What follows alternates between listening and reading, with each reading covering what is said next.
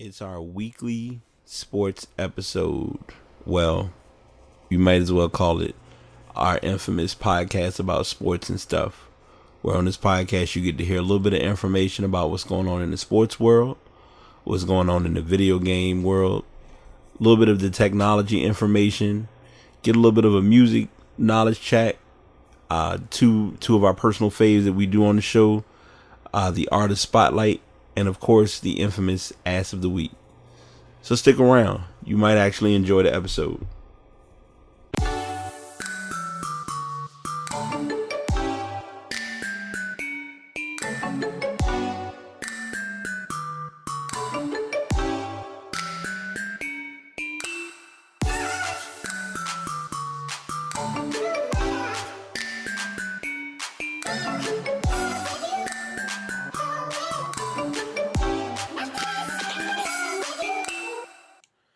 Episode 141, The Pass, back with y'all, doing yet another episode. Decided to kind of get a show going.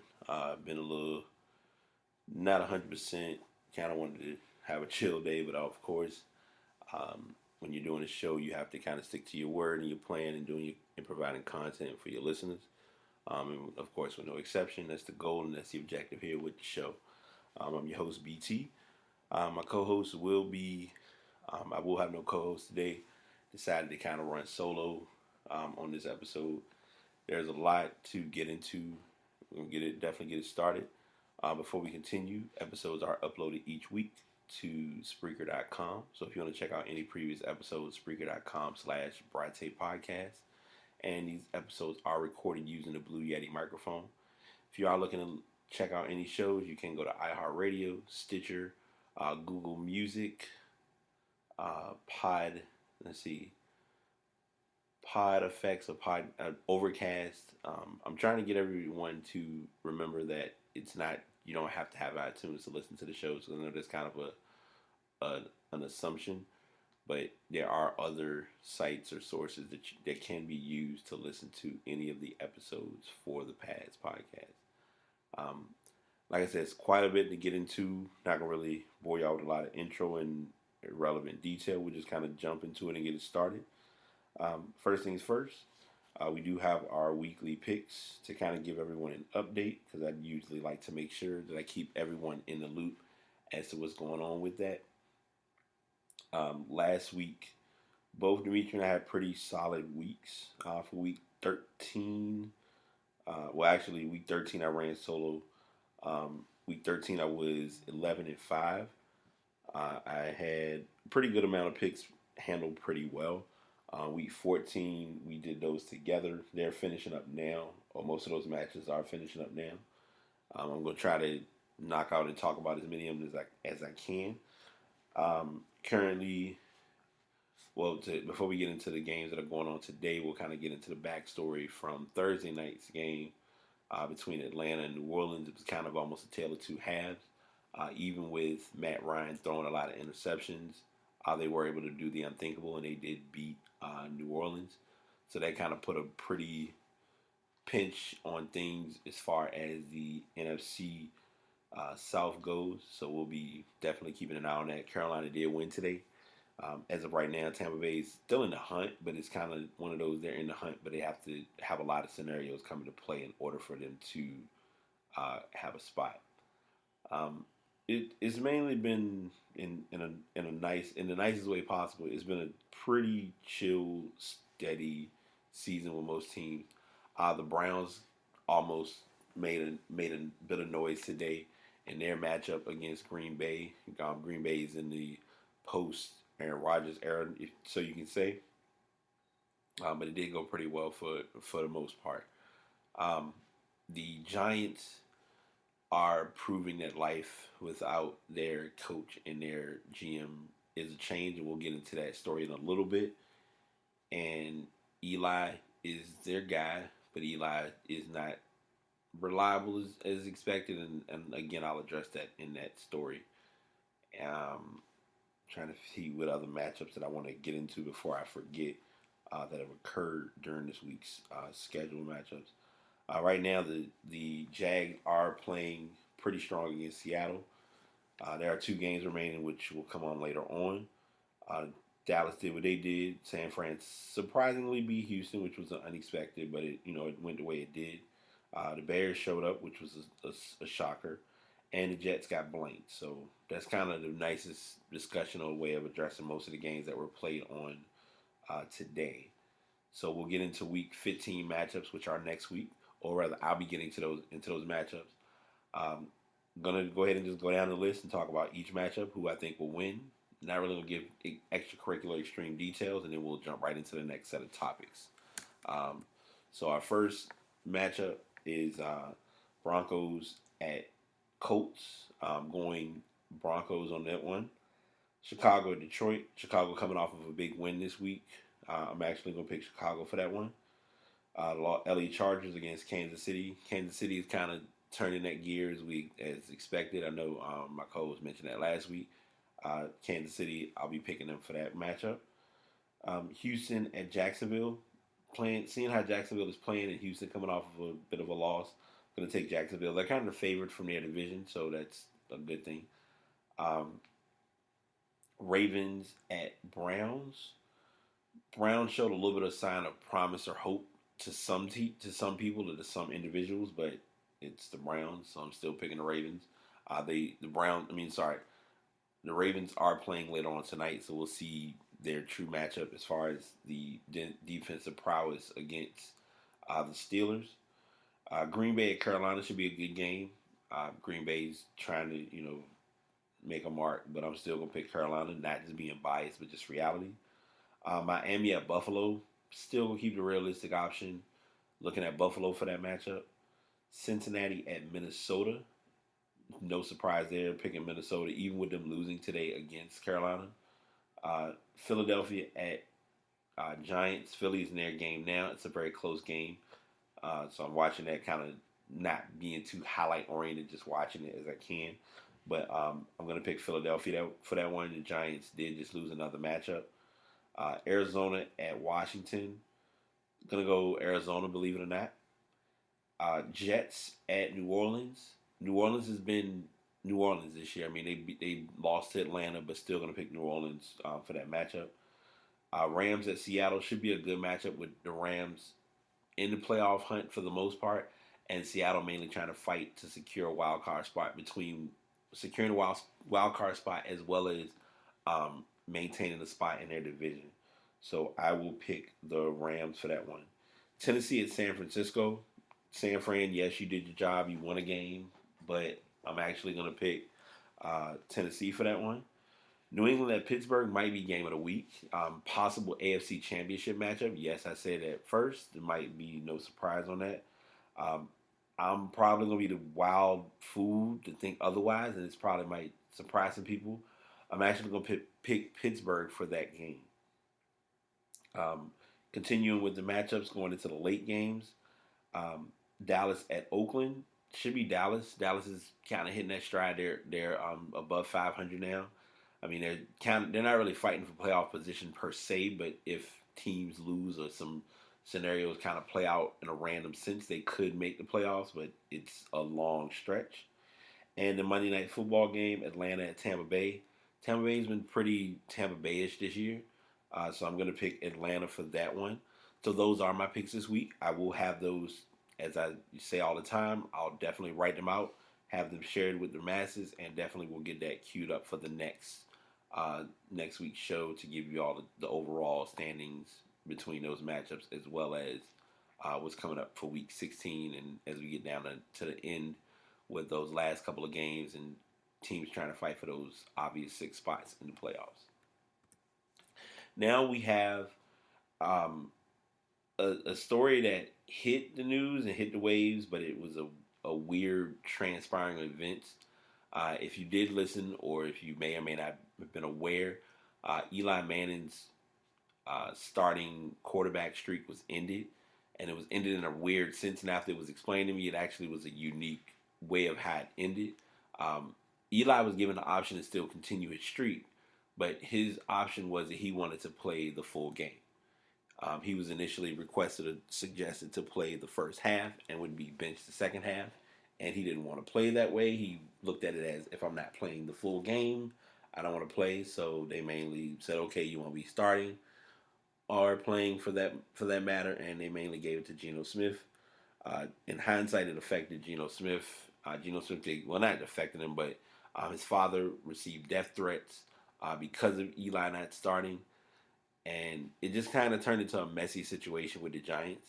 The Giants now are kind of in this, I don't want to say a hole, but they're in a very dark space right now. After that game ended, that Sunday night, Monday morning ish point, they decided that Ben McAdoo was not their guy as far as a coach. So they went ahead and relieved him of his duties. The the story that was in the locker room that was stated and the way it was addressed is that he really didn't have much of a relationship or a connection with the players. That was kind of what shortened Tom Coughlin's career. The tough part about it is the Giants. I mean, he's only been with the Giants 2 years, so really, I mean, he had time to build it, but he didn't have time to build it. And with that being completed, Jerry Reese was also let go, their GM, from the team. Uh, they it's the article that I have kind of says this in the nicest way, but yet the most direct way possible. Just when the Giants thought the 2017 season couldn't get any worse, last week happened. The epitaph for Ben McAdoo's ill-fated 28-game run as the fabled franchise's head coach can be written in 5 words. The Giants became the Jets, and it's kind of sad to compare them and look at it that way. But if you really look at how it's all gone down within a couple of weeks, that's truly what you kind of run into with this franchise and with the organization. Um, they're starting they're starting over in so many words. Um, Eli's a great quarterback. I don't want to sit here and use the dangerous term of elite because that's somewhat of a stretch in looking at him as an elite quarterback, but he is a valuable quarterback to he was a valuable quarterback to the Giants. His kryptonite or his main dominant factor was whenever they played against the Patriots. But you can't play against the Patriots every year or expect the Patriots to be in the Super Bowl and think that's going to be your time to shine. In this case, them being 2-11 this year, it's not like they can come back and win any games to miraculously get back to the playoff hunt to possibly meet the Patriots again. We were talking about it today. I was talking about it with one of my friends. It's tough to realize and tough to really look at it that the Patriots have actually won 5, or that Tom Brady has won 5 Super Bowls as as the quarterback for that team. And I mean, you really don't have anyone else that's really given any challenge or tips to him and his mark as far as being a NFL quarterback. But I don't see the Giants getting back to that plateau of football anytime soon. Right now, like I said, they're rebuilding, and then to make matters worse, you look at it as with with a quarterback such as Eli, Odell Beckham is rehabbing. He should be coming back at full strength. Brandon Marshall kind of called through in the towel. You really don't have a strong run game. It's kind of the infamous or dreaded definition of a balance with an imbalance. So it was time, and it was just in need of a change, and they made their best decision on looking at what their next options was. Um, so Reese, let's see, McAdoo's descent began back in January when Odell Beckham and the receivers traveled to Miami to ring in the new year during playoff week and waved it in everyone's face on social media. His absence from the all-season program was handled similarly by the star, mostly via Twitter and Instagram, and flaunted that he was playing by his own rules. That goes right back into what was addressed earlier as far as him losing. He lost connection with the team, and the team really didn't really have a true liking for McAdoo, and McAdoo wasn't as stern of a coach from what it seemed. Um, then, of course, in September, McAdoo's public effort to draw a line by going at Manning after the team's loss on Monday Night Football to the Lions rang hollow in the locker room 6 days later, when the coach reacted to Beckham's dog peeing celebration by saying he wishes everyone would focus on the touchdown catch he made seconds beforehand. All of that made clear who was really in charge, and it wasn't McAdoo. With suspensions to Rogers Cromartie and Janoris Jenkins, they were both disrespected by the coach. They both disrespected the coach, and the drama involving. Um, sorry, I had this article, and the drama involving Eli Apple became about as predictable as it was that this day was coming. Reese had to go because the roster wasn't getting better. McAdoo had to go because he had lost the team, and now the Giants start over, turning the page while avoiding what could have been a pretty ugly series of home games to come. And it now the Giants by force or by default are kind of put in a position like a lot of people do, and this is the trend of I've called it the trend of 2017, leading into 2018, which we know as the the process of rebranding. Um, do I think they'll be able to do it? Yeah, I believe it's possible. I don't think it's going to be a shoe in, but I know with time, if they make the right choice, it'll all come together. Um, Jumping a little bit into basketball, not really NBA per se. Uh, the Ball brothers have decided that, or their father has decided that it would be in the best interest to um, go ahead and sign LaMelo and LiAngelo Ball to the same agent that Lonzo Ball has. I'm not sure how this will work out because now they're mainly looking at as by default once you sign an agent, you've mainly made it clear that you're forfeiting your eligibility to play college basketball. Now, them going pro, there are pros and cons to it, but there are also a lot of risks behind them going pro. One of the biggest risks and one of the biggest challenges that no one's really thinking about, and I've brought it to just open attention and discussion, is um, with them making the decision that they're making as far as the transition. With you have LiAngelo who currently cannot play basketball in um, China ever again. He's banned from China. So if he goes to a team, the team has to take into account that they don't play any games against China whatsoever or in China. So there's that factor. And then there's also just LiAngelo Ball. I mean, LaMelo is young. LaMelo's like 16 to 17 years old. So you have that side of the coin to look at as well. All right, y'all. My bad. Sorry about that. So Um, we were talking. I was just mentioning earlier about LiAngelo and Lamelo going to China. Well, I don't know why I'm sending them to China, but they're going overseas to play basketball, and they're looking to see if that will be their way in or their way to get the ball rolling to get to the NBA. I'm sorry, LaVar has said it himself. He's made it clear. He's not sugarcoated. He's been very direct in addressing it. He wants all three of his boys to go to the NBA. Now, whether it's going to be all three of them to the NBA on the same team or how it's going to all come together, we're still in limbo about that portion of it. But he wants them all. He feels as though they have the best shot of going pro. Lonzo was athletically talented and could play with the best of them from the time he came into the NBA. I mean, from the time he came was in high school. So I won't take anything away from him. He got to UCLA. He played his year. He went pro. His rookie year has been very mediocre, but I think part of it is because there wasn't really much of a letdown in what we should have. We had to be realistic in looking at him as a basketball player, and I think that was what was done wrong. So we'll see what what the end result is with him as a player. LiAngelo, the middle brother, we really didn't. I mean, we got to see him in the scenes and in the midst, as a senior and as a junior behind Lonzo. He played at UCLA for a couple months or a couple weeks, and of course, off to the off to the Steeling game, and then his dad pulled him from UCLA.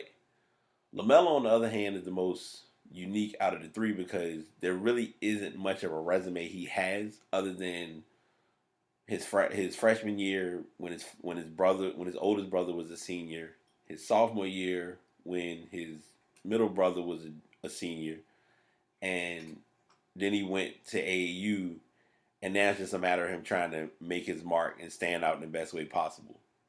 So we really, as nice as it is to say it, the jury is still out on what we're expecting to see out of this transaction, or out of the two of them as basketball players, if they do go in the event of them going overseas.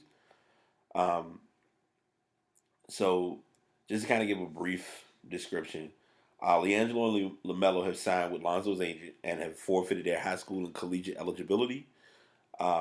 This then puts an official end to the possibility of LaMelo playing college basketball, something that seemed unlikely after LaMelo was pulled out of Chino Hills High School earlier this year.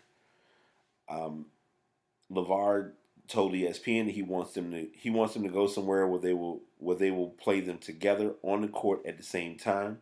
The priority is for the boys to be on the same team. It's unclear where the pair will end up, but it will be interesting to see what level of basketball they end up playing at.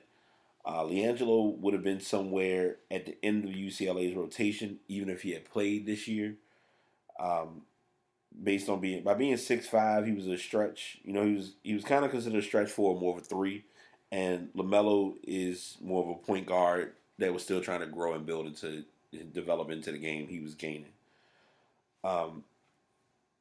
Put another way, the best clubs in Europe, Real Madrid, Fenerbahce, Olympiacos, CSK, Moscow, etc., are not going to be clamoring to sign the duo. This doesn't really draw or generate a huge wow factor for anybody on either side. The brothers going professional is an opportunity to get some sort of income. It's already kind of impacted or impeded their eligibility with both of them coming out with shoes anyway. So there's that factor. But then on the opposite side, as far as from the team standpoint, there really isn't a team that I feel would be willing or open to touching them as of yet. So it's still in limbo as to what the end result will be from both guys going into this. But I mean, it's some form of a light or a positive sign. So if they do well, then great. But I'm not putting my eggs in one basket regarding them. To then continue with the LaVar Ball fiasco, because it's almost like we used to avoid doing LaVar the week, but now with LaVar being kind of the spotlight and the attention seeker he is, the Lakers made it clear that they are tired and annoyed with his antics, and they basically set up a rule or implemented a rule that is known as the LaVar Ball rule, which means that any interviews are now forbidden in the designated area and near the tunnel where family, friends, and agents wait for players. And they state this is at the Staples Center, but I wouldn't be surprised if they make this an across the board rule where even if they play an away game and he happens to be there, they're going to limit him to doing this. It's something special because at first you had players who kind of would have people be involved, like even down to, if you look at a lot of basketball players who play, having their kids be at the interviews, things of that sort. So to go from that option to now having a father who is randomly becoming like the center or the star spotlight on the team, it becomes this weird or strange occurrence that we really didn't expect or really had seen before until now.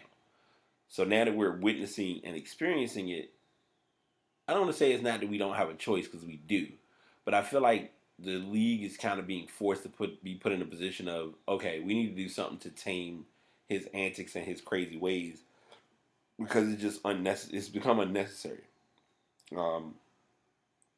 As a spokesperson for the team told ESPN, It's not a new policy. It is an existing policy. It's been more media presence in the area before, and it's strictly for family and guests of players, and now it's a privacy concern because it was initially just for those individuals, but now having family and media, if media is coming to talk to family more than they're coming to talk to players, it's not a benefit of getting the storyline with the players, who would rather be the likely story for the teams. Um, LaVar Ball is also not allowed to do interviews on the court, as he did on opening night. They're not worried, and he's not worried about. He's stating he's not worried about the rule. Rival front office executives told ESPN they believe it was put into place to prevent Ball from having a platform to be critical of the team, which is valid. Anytime, and this comes down to the constant trend and the obvious statement that we always go over. Anything or anytime you're doing something that becomes bigger than the brand or bigger than the sport, then that can become a problem or an issue. And with this, there's no exception to that. I don't. I feel like I get what LaVar is trying to do, but LaVar just makes himself become more noticeable in the media to a point where it becomes annoying, and he's tiptoeing into that annoyance category that not many are fond of.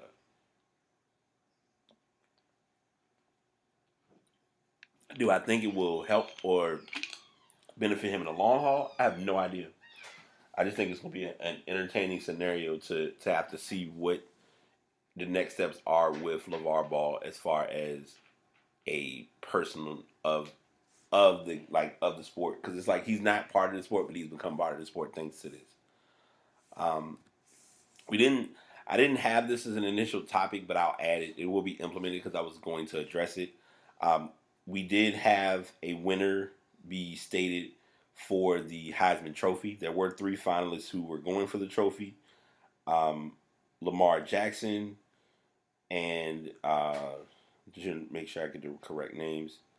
Bryce Love and Lamar Jackson, along with Baker Mayfield, were the candidates for the Heisman Trophy. The winner of the trophy was Baker Mayfield from Oklahoma. He kind of made a big statement. He had a statement season this year. He did. He was a walk. He went from a walk on to being one of the most accomplished players in the history of college football. Um, He is the sixth Oklahoma player to win the Heisman Trophy. He had received 86% of the total votes available, which is considered to be third highest in history.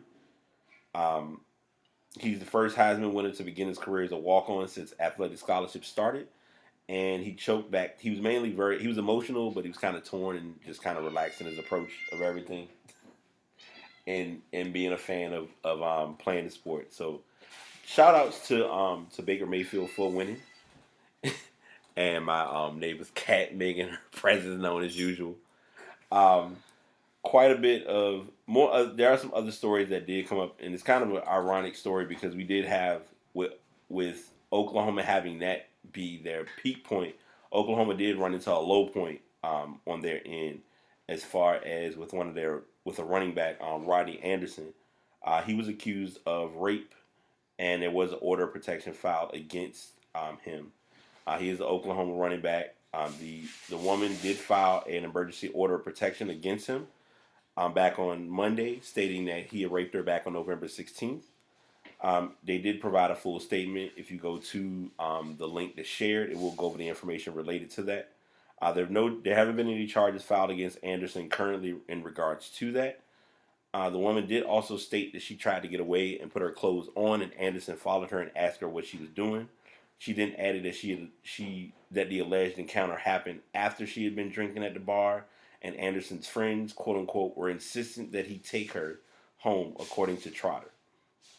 As of right now, spokesperson did tell Trotter that the school was aware of the allegation against Anderson, and they're still gathering information to kind of come to a complete story with everything that's going on in relation to this. This will kind of be like that midpoint, and normally it's kind of odd because I'm usually not this early on at this part of the stories with what's going on in the sports and tech world. But to kind of give an overview, it's really not been much NBA related. Sports, I mean, NBA is kind of on the autopilot. NFL has been kind of chill, and we got like I said, we mentioned the NBA. NBA 2K is actually kind of implementing their infamous. They've talked about this, but now it's coming full circle as far as esports. They are going to be doing their league qualifiers, which will begin at during the new year on the first. They're giving an opportunity to people to participate in the sanctioned NBA 2K league, where you can get where things can get the ball rolling. You now will basically know what it'll take to get the pieces together. Um, the first stage runs through all of January and is open to any 18 or older players in the world that have a copy of NBA 2K18 for PS4 or Xbox One, and that's if you're solo or part of a team. Um, to qualify, you will have to have won at least 50 games in Pro Am, and you have to submit an online application before January has ended. Things will get tougher from then on. The league will become more in depth. It'll it will include scouting with a balanced play environment, and then in March, 17 teams will draft players for the full-fledged competition. Just be prepared to upend your life if you're one of the fortunate to get in. You have to move to that city for the draft. You have to move to the city that drafts you, and there'll be more details as the stages become as it gets more in depth and in tune. I'm looking forward to how this is going to go with NBA 2K because everyone kind of just looks at NBA 2K as is a $60 game that they do the same thing every year, but now they're kind of finding a monetary based way of giving back to those who, as the saying goes, have put microtransactions towards the game in whatever small and simple manner. So I like what this is doing. I like what the next steps are regarding this. I'm not sure if it's the greatest. I mean, it's a great thing, but it's the first year, so as anything goes, the first year it's gonna be a lot of kinks and wrinkles that may show up.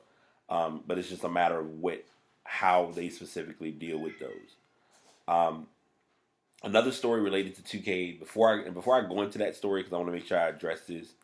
Um, there was the Video Game Awards. I'm probably a bad person for saying this, but they didn't. I'll tune in and give it a chance. This wasn't one of the years that I really had a lot of press and push to it. What I will go ahead and do, since I do have it marked, is I'll make sure to go back and get information from those who were big winners or big marks or any big games that did come out from the Video Game Awards to address that. Um, as I mentioned earlier, another NBA 2K story is copyright for the win. I guess is the best way to put this. NBA 2K Sports is deciding to remove any shirts that have any copyrighted material because it's not a benefit to. They're wanting to have that pulled because there's a lot of copyright conflict that they don't want to run into. And a lot of players who play NBA 2K, of course, are very devastated and are not very fond of this. In NBA 2K, players can create customized shirts in what's called My Career mode. It can be voted on by other players, and they're mainly just cosmetic items that the players will play when they go to My Park, whether it's shirts, shorts, socks, shoes, things of that nature. The shirts, if your specific shirt reaches 100 votes, the player who creates it can sell it for the game's virtual currency, and they kind of break down the amount of the shirts as far as like how the money is made based on the shirts that are made.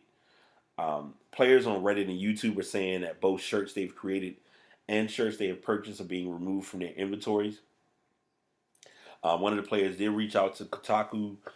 That was able to reach out to Kotaku, was able to get their shirt refunded for what they had as a shirt, but said they only got 10,000 VC, and the price, which would cost about 3 shirts, when they paid for 10 shirts that are valued at 3,500 VC each. And you can earn VC by playing the game in game, by actually playing games on NBA 2K, or by actually purchasing with real money. So if you lose VC, it's very costly in the long haul. Copyrights is always fun, and that's part of why anytime, as you all have heard me talk about or address numerous times, you can always be risky with any type of how can I put it? Any type of a copyright infringement that may or may not impact like something that you do. Just like if you record something and you have a voice in the background or you have a song playing that is copyrighted and you don't give credit or things of that nature, it's not the best idea, the best thing to deal with, and having that be addressed to be a problem. Um, and as I mentioned, there aren't really many big stories that have hit. So the ass of the weeks will probably be the best stories I have for y'all today. But before we get into the ass of the week, we actually do have our weekly artist spotlight, and that is none other than Fahim Najim, as his real government name is, but in the music world we call him T Pain. Um, can't really use Teddy Pendergrass down, but we'll use it for the sake of the show. Um, One of his breathtaking hit singles was "I'm Sprung." Everyone knows, anyone that looks at T Pain normally knows the infamous auto tune style of his singing. As time progressed, he can actually sing. Um, brought out a couple of albums. He brought out his initial album, T Pain. I'm sorry, Epiphany, Three Rings, and Revolver, which were all top 10 which had entered the top 10 as a lead artist 4 additional times, highlighted by the chart topping "Buy You a Drink."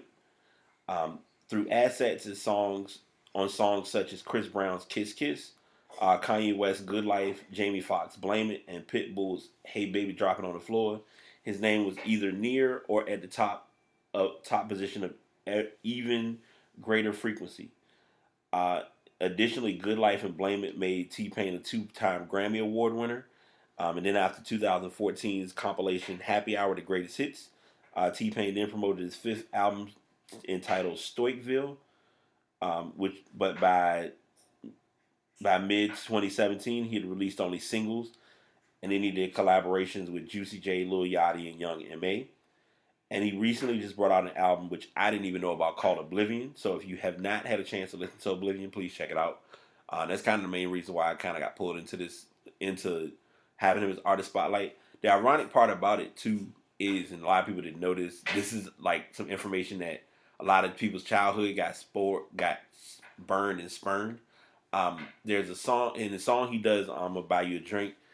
Everyone thought he was saying "ooh wee," but he actually was saying "and then." So there was a lot of upset about that. So if you ever go back and listen to the song, just go back to the part when they said "ooh wee." That's not what he's saying. He's saying "and then." So if you want to put that in the more you know queue, you're welcome to do so.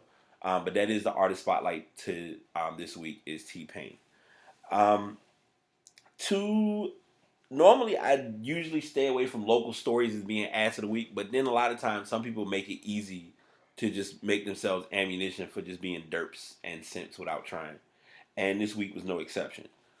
So the first story we have is there was an employee who works for Sam's Club. Her name is Erica Sue Apodaca. She was 30 years old. She was involved in a deposit being stolen from a Sam's store for $60,000. Like no one was gonna notice it was gonna be gone. But we're not gonna go into that just yet. Well, we'll kind of go into it and then kind of break down how special these people were.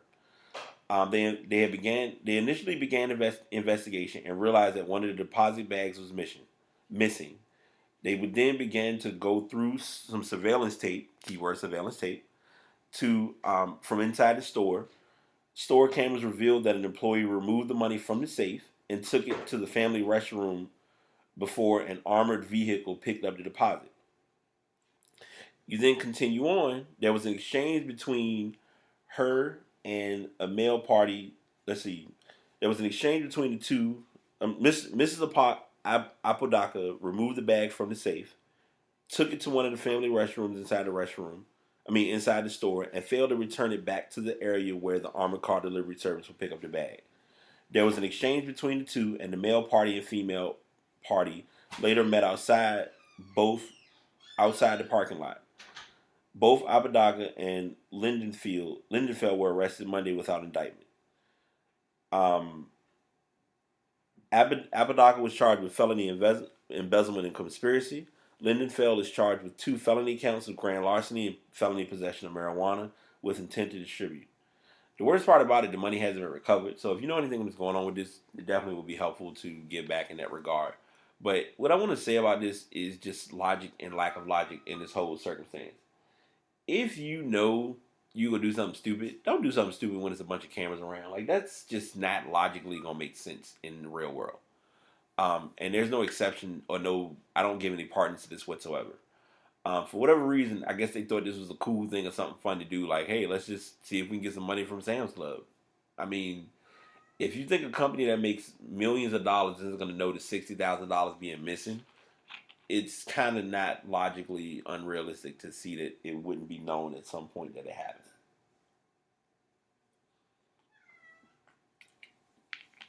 Our final story for Ass of the Week and our final story for this week involves a former UVA football player, standout.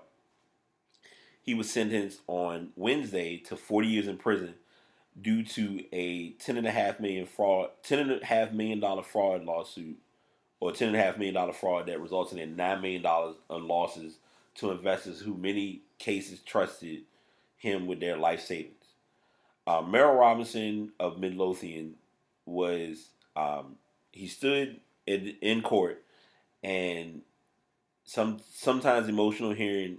It was a very long emotional hearing that took that was mainly that involved 2 dozen that was attended by 2 dozens of the 63 victims, some of whom told the judge how the thefts had damaged their lives. I simply don't believe him when he said he's sorry. He's sorry he got caught. Here we are. Here we have a breath of victims who all of whom are themselves facing a life sentence.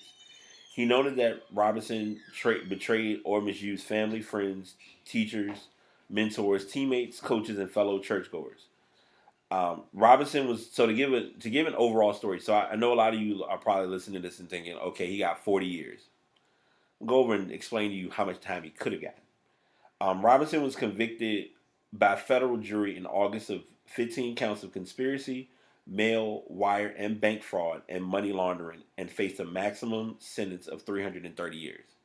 So keep in mind, like 40 years is a long time. Like don't get it twisted, but 330 years, like you serving a sentence, behind a sentence, around a sentence with some old counts involved.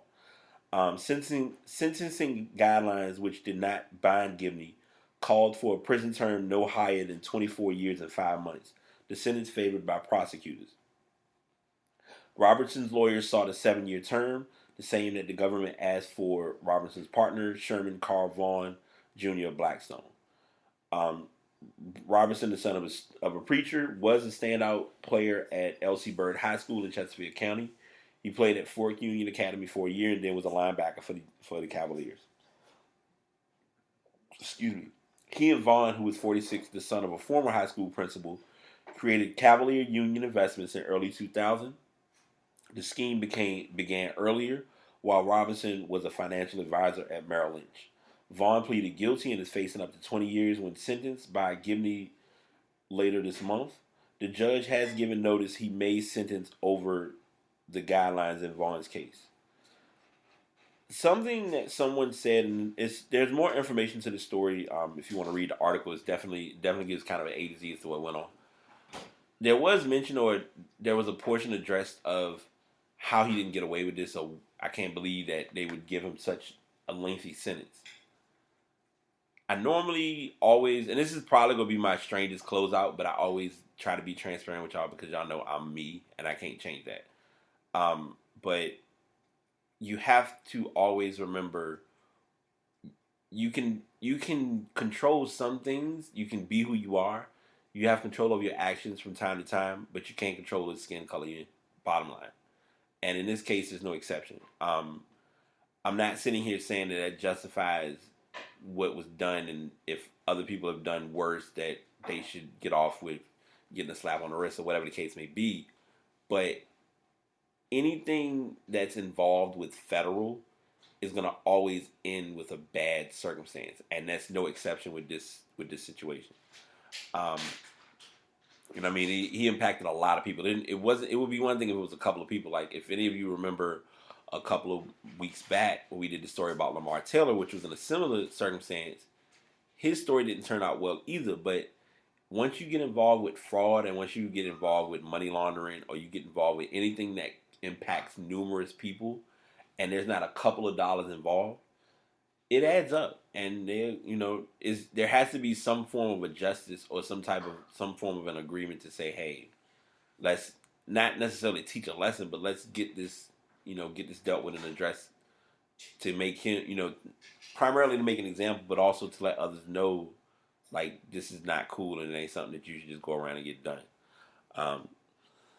So this might be one of my shortest podcasts, but I did want to go ahead and just get into each topic. Got quite a bit that I'll be definitely going back and checking with and sharing and addressing with you all. So as always, if you do like the show, definitely come back.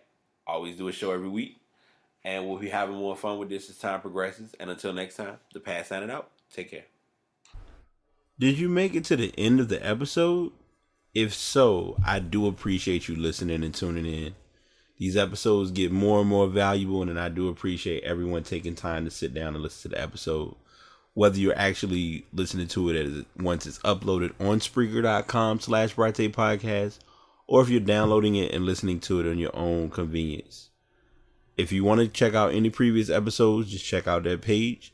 And if you'd like to inquire or provide any information or feedback or suggestions toward the podcast, please send those emails to passpodcastbt@gmail.com.